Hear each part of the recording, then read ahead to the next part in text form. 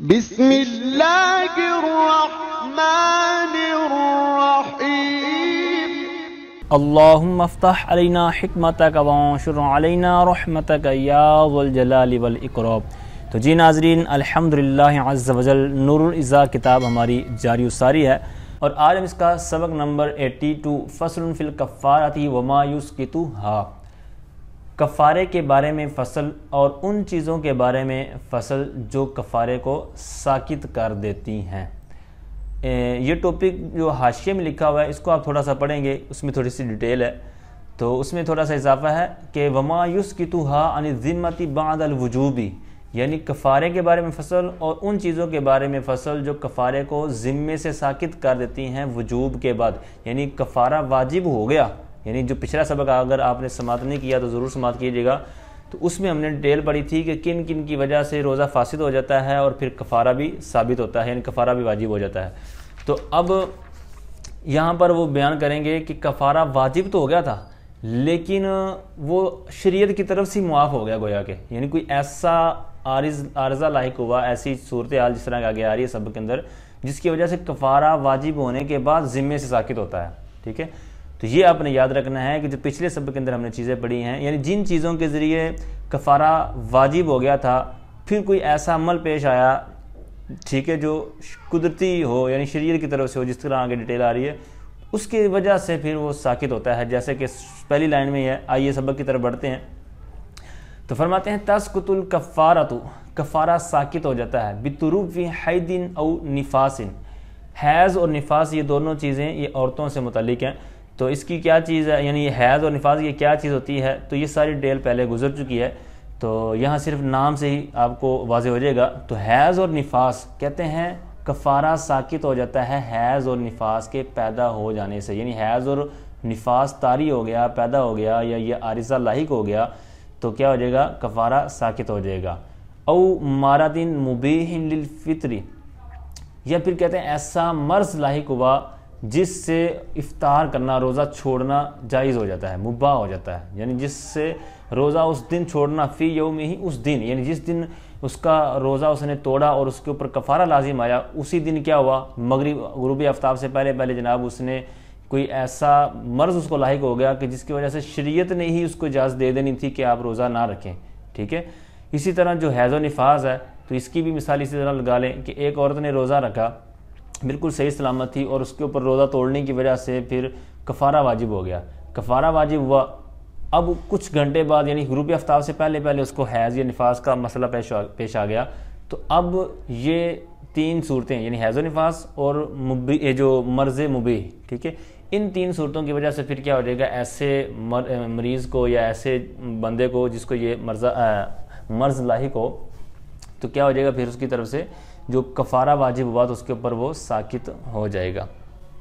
اب یاد رکھیں یہ اسی دن کی بات ہے، فی یوم ہی سے آپ سمجھ رہے ہوں گے کہ یعنی جس دن کفارہ اس کے اوپر واجب ہوا اسی دن وہ غروبی آفتاب سے پہلے اس کا مسئلہ اس کے اوپر یعنی کہ شریعت کی طرف سے لاحق ہو گیا، یعنی ایسا کوئی عارضہ لاحق ہو گیا، اور اگر بندے کا اختیار ہو تو اس صورت میں کفارہ ساقط ہوگا یا نہیں ہوگا، اس کے بارے میں فرماتے ہیں وَلَا تَسْقُطُ عَمَّنْ سُوفِرَ بِهِ كُرْهًا بَعْدَ لُزُومِهَا عَلَيْهِ فِي ظَاهِرِ الرِّوَایَةِ، فرماتے ہیں اور کفارہ ساقط نہیں ہوگا اس شخص سے جس کو زبردستی مجبوراً سفر پر لے جایا گیا، کرہن مطلب مجبوراً، اور سوفرا یہ سافرا کا مجہول کا صیغہ ہے، تو جس کو سفر پر لے جایا گیا مجبور کر کے، ٹھیک ہے۔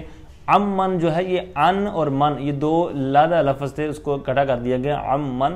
تو دوبارہ سماعت کریں کہ کفارہ ساقط نہیں ہوگا اس شخص کی طرف سے جس کو زبردستی سفر پر لے جایا گیا، کب، بعد لزومها علیہ فی ظاہر روایت، ظاہر روایت کے مطابق فرماتے ہیں کہ اس کے اوپر کفارہ لازم ہو جانے کے بعد، یعنی بالکل سیم ایک صورتحال تھی اس کے اوپر کہ اس نے ایک ہٹا کٹا نوجوان اس نے روزہ رکھا پھر اس نے روزہ توڑ دیا، اور روزہ ایسی وجہ سے توڑا، یعنی اس انداز میں توڑا کہ جس کی وجہ سے کفارہ لازم ہو جاتا ہے، ٹھیک ہے۔ اب کفارہ لازم ہوا، اب وہ شریعت کی طرف سے یعنی اس کو ایسا کوئی مسئلہ درپیش نہیں ہوا کہ جس کی وجہ سے اس کو رخصت ملے، بلکہ کوئی اس کو زبردستی شدید سفر پر لے کے جا رہا ہے، تو اس لے جانے کی وجہ سے تو کہتے ہیں کہ اس کے اوپر یہ معاف نہیں ہوگا، جو کفارہ ساقط نہیں ہوگا۔ اب اسی طرح اگر کوئی بندہ خود سفر کر لیتا ہے اس سے ہٹ کر، اس مسئلے سے ہٹ کر، یعنی ایک یہ تو یہ جو یہاں بڑا ہے وہ یہ ہے کہ کوئی کسی کو مجبور کر کے لے دے، اگر ایک بندہ خود اپنے اختیار سے لے جائے تب اس کے اوپر سے یہ معاف نہیں ہوگا، ٹھیک ہے، کیونکہ یہ عذر اللہ تعالیٰ کی طرف سے نہیں ہے، ٹھیک ہے۔ اچھا، اب آگے فرماتے ہیں کہ اب کفارہ ہے کتنی طرح کا، کس کس انداز میں ادا کریں گے۔ ٹوٹل صورتیں اس کی 3 بنتی ہیں، یا تو بندہ غلام آزاد کر دے، جیسا بھی ہو، جس طرح کہ آگے اس کی ڈیٹیل آ رہی ہے، یا پھر کہتے ہیں کہ 2 ماہ لگاتار روزے رکھنے ہیں، درمیان میں ناغہ نہیں کرنا، ٹھیک ہے۔ تیسری صورت یہ ہے کہ جناب اس کی آپ رقم یا جس طرح کہ آگے ڈیٹیل آ رہی ہے کہ کسی کو آپ خرچہ دے دیں، ٹھیک ہے۔ اس طرح 3 صورتیں اس کی بنتی ہیں۔ اب اس کی ہم ڈیٹیل پڑھتے ہیں، بس یہ ہمارا سبق کلیئر ہو جائے گا۔ تو فرماتے ہیں وَالْكَفَّارَةُ تَحْرِيرُ رَقَبَةٍ وَلَوْ كَانَتْ غَيْرَ مُؤْمِنَةٍ فَإِنْ عَجَزَ عَنْهُ۔ یہاں سے دوسری صورت، تو پہلی صورت فرماتے ہیں کہ کفارہ یہ ایک گردن کو آزاد کرنا ہے۔ گردن مطلب غلام آزاد کرنا، خواہ وہ لونڈی ہو یعنی مذکر ہو یا مؤنث ہو، کوئی بھی صورت ہو، آپ دونوں سارا کر سکتے ہیں، لیکن فی زمانہ تو ایسی صورت نہیں ہے، تو یہ صورت گویا کہ کل عدم ہوگی۔ تو وَالْكَفَّارَةُ تَحْرِيرُ رَقَبَةٍ وَلَوْ كَانَتْ غَيْرَ مُؤْمِنَةٍ، یعنی پہلی صورت کیا ہے کہ گردن آزاد کرنی ہے، یعنی خواہ وہ لونڈی ہو خواہ غلام ہو، یعنی مذکر ہو یا مؤنث ہو، جو بھی آپ آزاد کر دیں آپ کی طرف سے یہ کفارہ ادا ہو جائے گا۔ وَلَوْ كَانَتْ غَيْرَ مُؤْمِنَةٍ، اب جس کو آپ آزاد کر رہے ہیں خواہ وہ ایمان والا ہو یا غیر ایمان والا ہو، یعنی مومن ہو یا کافر ہو، جیسا بھی ہو آپ کر دیں گے تو آپ کی طرف سے یہ کفارہ ادا ہو جائے گا۔ اب غیر مومن کیوں ادا ہو سکتا ہے کفارے کی صورت میں، تو اس کی انہوں نے حاشیے میں جواب دیا ہے، اس کی علت بیان کی، کہتے ہیں لِإِطْلَاقِ النَّصِّ، نص کے مطلق ہونے کی وجہ سے، یعنی جب قرآن پاک کے اندر اس کا کفارہ جو بیان کیا گیا ہے اس میں مطلقاً ہے، اس میں قید نہیں ہے کہ آپ نے ایمان والا ہی کرنا ہے، تو لہٰذا جب وہاں مطلق ہے تو ہم نے بھی یہاں پر مطلقاً مسئلہ بیان کر دیا کہ اگر کوئی کفارے میں مطلقاً غلام آزاد کر دے گا، خواہ ایمان والا ہو خواہ کافر ہو، جیسا بھی ہو، تو اس کی طرف سے کفایت کر جائے گا۔ نمبر 2، اگر اس صورت سے عاجز آ جائے، جس طرح کہ فی زمانہ اس سے ہم عاجز ہیں کہ ہم یہ نہیں لا سکتے، تو کہتے ہیں فَإِنْ عَجَزَ عَنْهُ، اگر اس صورت سے عاجز آ جائے، یعنی غلام آزاد کرنے سے بندہ عاجز آ جائے، مجبور ہو جائے کہ ایسی صورت ہے ہی نہیں، ٹھیک ہے، یا اس زمانے بھی اگر ہوتا تھا کہ غلام تو تھے لیکن بندے کے پاس دولت نہیں تھی، اس طرح مال نہیں تھا کہ غلام آزاد کر سکتا، تو پھر وہ کیا کرتا، صام شہرین متتابعین لیس فیہما یوم عید ولا ایام تشریق۔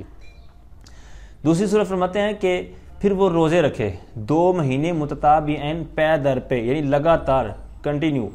لگاتار آپ نے 2 مہینے پھر روزے رکھنے ہیں، 2 مہینوں کے درمیان پھر کیا ہونا چاہیے، کہتے ہیں لیس فیہما یوم عید ولا ایام تشریق، نہ اس میں عید کا دن آنا چاہیے اور نہ ایام تشریق، یعنی جو 9 ذی الحجہ کے بعد ایام تشریق آتے ہیں تو وہ دن بھی نہیں آنے چاہیے، کیونکہ ان دنوں میں شریعت کی طرف سے روزہ رکھنے کی اجازت نہیں ہے، کیونکہ یہ اللہ تعالیٰ کی طرف سے میزبانی کے مہمانی کے دن ہیں۔ اگر یہ 2 صورتوں سے بھی بندہ عاجز آ جائے، یعنی بندہ بیمار ہے، کمزور ہے، مطلب زیادہ عمر ہوگی ہے اور یہ روزہ رکھ نہیں سکے گا، یعنی مرض کی وجہ سے 2 ماہ لگاتار روزہ نہیں رکھ سکے گا، یا کبر یعنی بڑھاپے کی وجہ سے، تو پھر کیا کرے گا۔ تیسری ضرورت اس کے لیے حل بیان کیا شریعت نے، کیونکہ شریعت ہر معاملے میں ہماری رہنمائی فرماتی ہے اور شریعت بہت آسان ہے۔ تو فرمایا فَإِن لَمْ يَسْتَطِعْ، اگر وہ طاقت نہ رکھے، کس کی، الصوم، روزے کی، یعنی جو دوسری صورت تھی نا، پہلی صورت کل عدم پہلے ہوگی، دوسری صورت میں بھی اگر وہ عاجز ہے، استطاعت نہیں رکھتا، تو کہتے ہیں اطعام 60 مسکینا، پھر 60 مسکینوں کو کھانا کھلا دے، 60 مسکینوں کو کھانا کھلا دے۔ اچھا، اب اس کو کھانا کھلانے کا انداز کیا ہونا چاہیے، اس کو یہاں پر آگے بیان کر رہے ہیں، یعنی بندے کی پھر اس میں بھی کیفیت، جس طرح میں نے پہلے کیا نا کہ شریعت آسانی پیدا کرتی ہے، تو اب دیکھیں آسانی اس تیسری صورت کے تحت کتنی کمال کی آسانی پیدا فرمائی ہے۔ فرمایا یغدیہم، وہ ان کو کھانا کھلائے،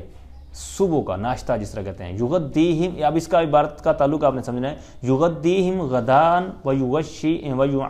ویعشیہم عشاء، اس طرح اس کا تعلق ہوگا، یعنی لف و نشر مرتب کے طور پر۔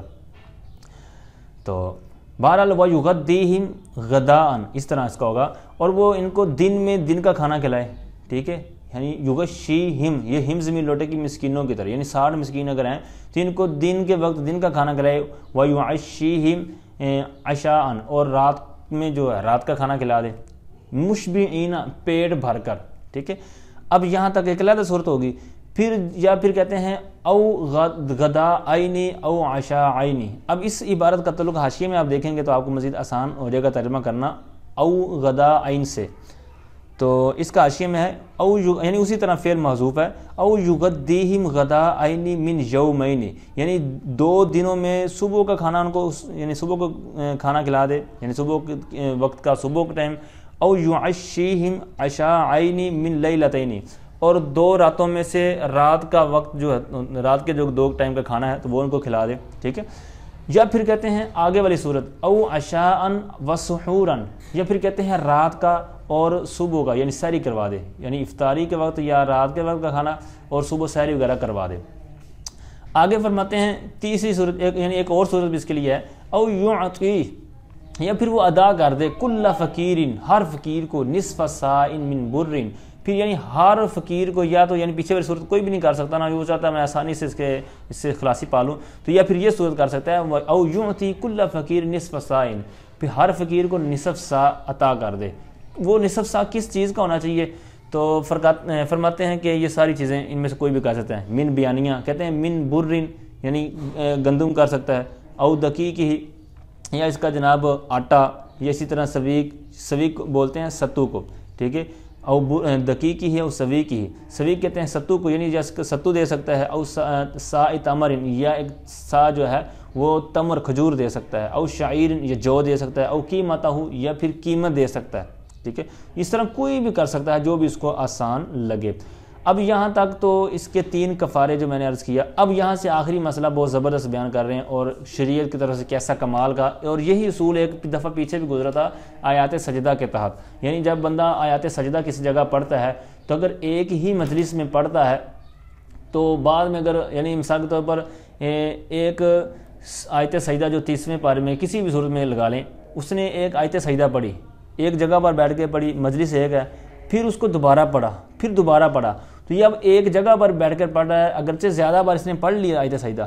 تو اب یہاں پر تداخل کیا گیا اس کے اندر، یعنی ایک کے ہی مطلب ایک دفعہ سجدہ کر لے گا تو یہ سارا ایک مجلس میں پڑھا ہوا اس کو کفایت کر جائے گا۔ اگر مختلف جگہوں پہ پڑھے گا تو پھر تو اس کی الگ صورت ہوگی۔ تو اب یہاں پر بھی یہی ہے کہ اگر بندہ ایک جگہ ایک کفارہ لازم ہوا، مثلا ایک بندے نے کفارے کی صورت پیدا ہوگی، اس نے کفارہ ادا نہیں کیا تھا، پھر ایک اور اس نے اس طرح کا جرم کر لیا کہ اس کے اوپر کفارہ لازم ہو گیا، یعنی پہلا بھی کفارہ ادا نہیں کیا، اس کے اوپر لازم تو ہو گیا تھا، دوسرا پھر اس نے ایک جرم کیا، کفارہ توڑنے والا، روزہ توڑ کر کفارہ کی صورت بنی، اب اس نے کوئی ادا نہیں کیا تھا، تو اب اس طرح 2 3 جتنے بھی ہوں گے ان کی طرف سے آخر میں ایک ہی ادا کرے گا، تو یہ تداخل کی وجہ سے یا اس کی طرف سے ادا ہو جائے گا۔ دوسری صورت یہ ہے کہ اگر اس نے ایک جرم کیا یعنی کفارہ کی صورت بنی، اس نے کفارہ دے دیا، پھر ایک اور صورت بنی، تو اب ایسا نہیں ہے کہ جو پہلے ادا کیا ہوا اس کی طرف سے کفایت کر دے گا، ایسا نہیں ہے، بلکہ اس کی طرف سے الگ دینا پڑے گا، کیونکہ پہلا ادا ہو کر وہ علیحدہ ہو چکا ہے، اس کی خلاصی ہو چکی ہے، تو دوسرا اب جرم ہوا ہے تو دوسرے کے لیے آپ علیحدہ کریں گے، ٹھیک ہے۔ تو یہ خلاصہ تھا، اس کو آپ سمجھنے کے لیے آپ ترجمہ استعمال کریں گے تو مزید آپ کو واضح ہو جائے گا۔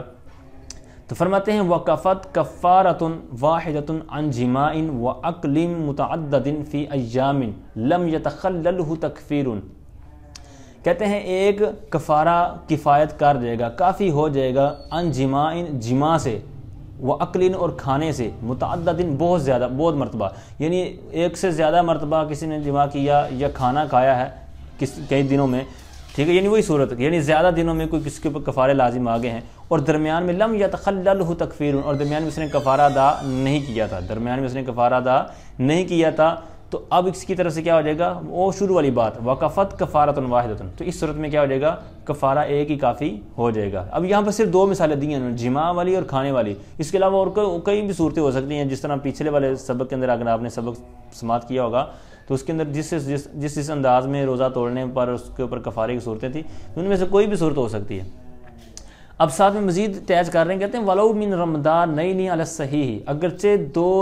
اگرچہ یہ جو کام اس نے کیے ہیں، یعنی کھانے والا ہو، جماع والا ہو، یا اور بھی کوئی صورت ہو، صحیح قول کے مطابق فرماتے ہیں اگرچہ 2 رمضانوں میں ہو، یعنی ایک اس نے پچھلے رمضان میں کیا تھا، کفارہ ادا نہیں کیا، ایک اسی طرح کا جرم اس نے اس رمضان کر لیا، کفارہ ادا نہیں کیا، اسی طرح اگلا اگر رمضان آ جاتا ہے تو اس طرح 2 3 جتنے بھی آگے ہو جاتے ہیں، تو اس طرح اگر آخر میں ایک ادا کرتا ہے کفارہ تو یہ سارے اس کی طرف سے کیا ہو جائے گا، کفایت کر جائے گا۔ وہ صورت دوسری جو میں نے بعد میں عرض کی تھی، فَإِن تَخَلَّلَ التَّكْفِيرُ، کہتے ہیں اگر درمیان میں کفارہ درمیان میں ادا کر دیا، یعنی درمیان میں اس نے کفارہ ادا کر دیا تھا، تو کہتے ہیں لا تکفی کفارۃ واحدۃ فی ظاہر روایہ، کہتے ہیں پھر ظاہری روایہ کے مطابق کفارہ ایک کفارہ ادا کرنا کافی نہیں ہوگا، بلکہ پھر